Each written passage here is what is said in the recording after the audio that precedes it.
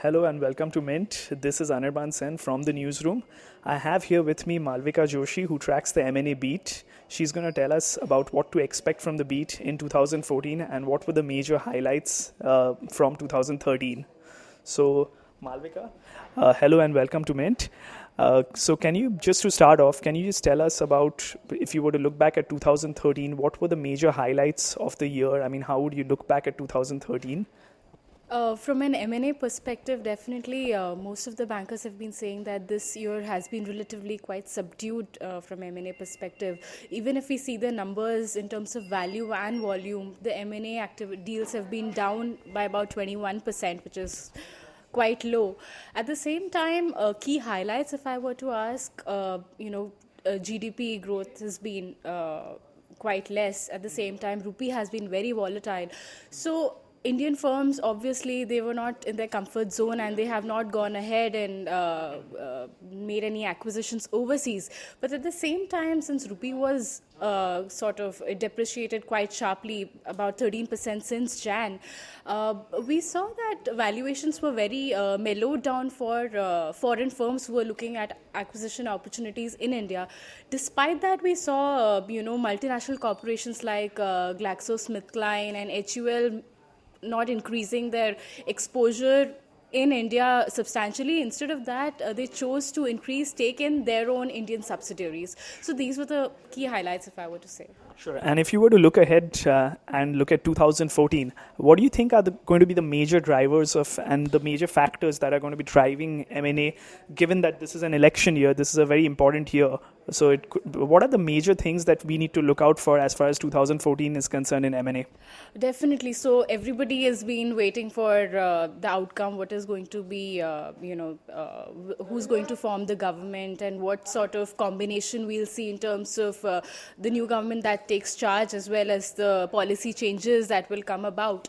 So I think the first half will be sort of quiet. It's only in the second half of the year that we'll see, firms deciding on their capex plans and, deciding on acquisitions, and policies may become more clear. And then I think most of the deal activity will be driven by private equity guys who are looking for an exit. Capital markets might open up for a short while, and we might see a few IPOs coming up.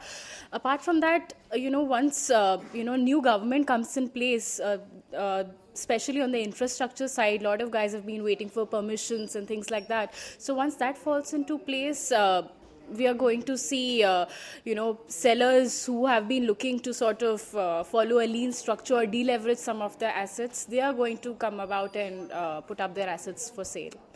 Sure. And from your conversations with investment bankers and private equity experts, I mean, what kind of a indication are you getting as far as strategies are concerned for 2014? I mean, what should we look out for as far as the major investment banks are concerned, and what kind of major strategies are top companies going to adopt from an M&A standpoint from the conversations that you're having with these bankers and PE experts? Sure. So definitely, we are from a corporate angle. We are going to see some of the big, obviously the conglomerates. They are going to follow a lean structure and get rid of their non-core assets. From investment banks' point of view, we have seen that deal closure has been taking a lot of time. For example, the Jet Etihad deal, it took nearly 1 year, 7 months to close, when the approvals are taking a lot of time from the government, etc.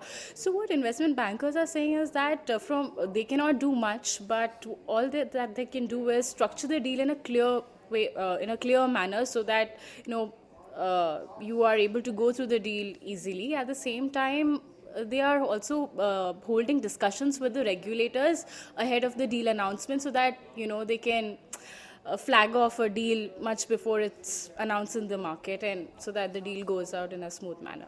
Thank you, Malvika, for that update. So as Malvika just said, this is an election year, and that will be a crucial determining factor in the way M&A strategies are formulated by companies. So it'll all depend on who comes to power, and that's the way the M&A strategies are going to be formulated this year.